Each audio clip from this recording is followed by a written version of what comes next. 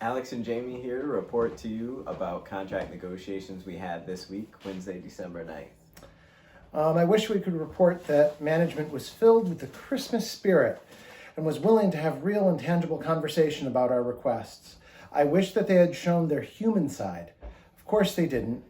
Yep, their hearts remain 2 sizes too small, just like the Grinch. That's funny, but it's sad because it's also true. Do we even need to say it? Deb from HR continued to lead the assault, rejecting everything and then proposing that more be taken away. So get this. They say that they approve nearly 92.5% of all time off requests, which is kind of a pretty unbelievable number. Yeah, word only true. Yeah, the numbers are staggering. According to the calculations they presented in the last year, there were 5 rejections in the med-surg area, a total of 8 in IMC-B and IMC. You good folks in the ICU? Only 2 requests were denied so far in 2020. The ER only had 5, and Weldon just had 2. When I first read this, I thought it reflected a month, but no, we're talking a year. I can only speak to IMC and some of IMCB, but I'm sure I've been told of many more than 8 rejected time off slips in 2020. I would love to hear from you guys. We would love to hear from you guys, especially if you have saved the rejection slips. Yeah, save those slips, which you really should do to maintain the proper paper trail, just like keeping a copy of the unsafe staffing reforms for your own records. Back to time off requests, though. The 2 departments that seemed not so, shall we say, askew were Periop with 86 rejections and FLC with 35 rejections. Again, that seems probably normal. But again, the issue here is we say there's a problem and then they counter, nope, there's nothing wrong, no problem here, nothing to see. Then they present some information or evidence dismissing our assertion that there's a problem, be it staff retention, staff satisfaction, Trinity's reputation in the community, or the absurd idea in this case that 92.5% of the time off requested is in fact approved. It taints everything else that they bring to the table as disingenuous at best or potentially deceitful. Yeah, if any of you are watching this and able to come up with some slips that are rejected and want us, we would love to get copies of those, and it'd be great to come back to the table with this coming Wednesday when we go back to negotiations. Yeah, for sure. I don't know that we need to go over every minutia of details from this past Wednesday's meeting. I think we all know how things have gone and continue to go. There was back and forth, but not necessarily any big movement on any point. I do think that we spoke up strongly on several fronts, however. Yeah, Jamie Duranda actually spoke up about how do they, management, think that they're going to attract staff when they just want to strip benefits and guarantees. That they're trying to create a system that's all about the ability to cancel staff and flex staff up or down based on business flow, that this offered less and less guarantees for workers' ability to lead to a stable life. Just falls on deaf ears. Yeah, they just don't care about that. Nope.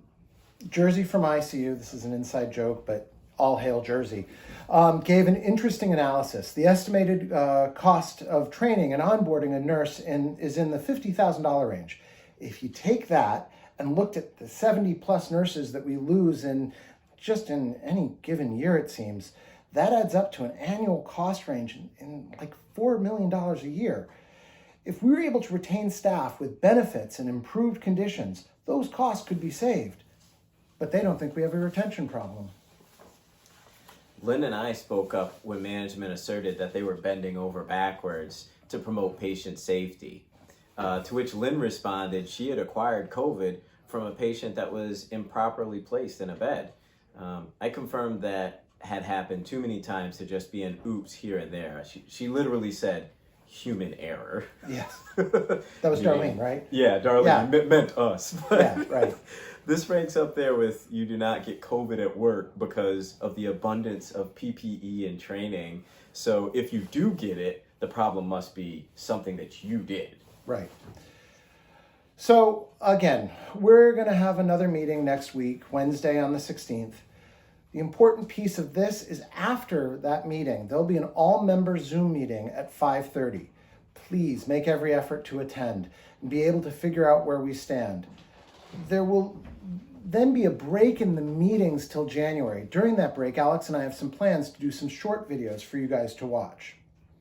Yeah, we want to do some deeper dives into specific parts of the contract we feel it is important for you guys to understand and for our membership to be on the same page about. I'm also planning on doing a video with a lady that I'm looking forward to all of you guys becoming familiar with. I met Donna Stern a few years ago. She's amazing. She's one of the reasons why I really got involved in the union. She's one of the leaders at Bay State Franklin and helped lead them in the contract fight there. She's an incredible organizer and speaker. She's taught me, and I hope she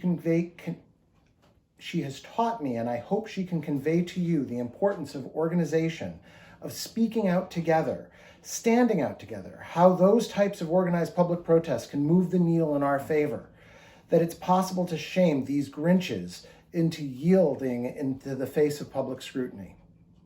Yeah, so the fight continues. We continue to counter every assertion and half-baked idea that they put forward and challenge them.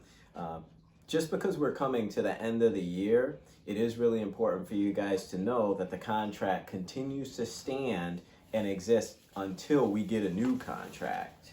That's right, yeah. We'll continue to work on coming up with solutions to these impasses. And over time, I have faith that we're going to carve out a contract that will be better for all of us. So we've really, for sure, heard from so many of our members that this is a big fight, that how can we possibly win, that we're going up against a giant. First off, watch and listen to what Donna has to say. Hear what she was able to do over at Franklin. Come to the Zoom meeting next Wednesday and listen to what our leadership has to say and see what you can do. It's the holiday season, and yesterday I watched Charles Dickens' A Christmas Carol with my grandson. I could not help but feel that this story reflected our fight here at Mercy. The characters could not have been clearer for me. We know who the leadership at Marley and Scrooge would be. Deb and Darlene looking to take away our dignity, our rights, work us harder, give us less. But we're Bob Cratchit. We're working hard. We're doing the right thing. We're wanting to keep our families healthy and happy. There's a good and bad to that. There's a good and bad side to that tale. I'm proud to stand. I'm proud to stand with all of you on the good side of our story. We're fighting for the right things, the good things. We're demanding to be treated fairly. We for sure give of ourselves every day in and day out. What we do need from you, and we really need this, is for all of you to show up. And when we do show up, bring 2 or 3 of your friends and colleagues. Don't sit back and be quietly frustrated or enraged. Stand up with us and your team. On Wednesday, go to the Zoom. When we do standouts, if the 170 people that watched the last video showed up, it would be noticed, not just by management, but by the community, by the press.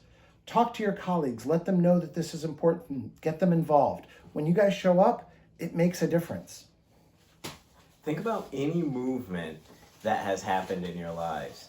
It's not any one person that's standing up, it's the line of people that's behind them that help to forward that change. That's right. So collectively together, we know we can demand equality and demand the fairness that we deserve. So next Wednesday, Zoom meeting, 5:30 p.m.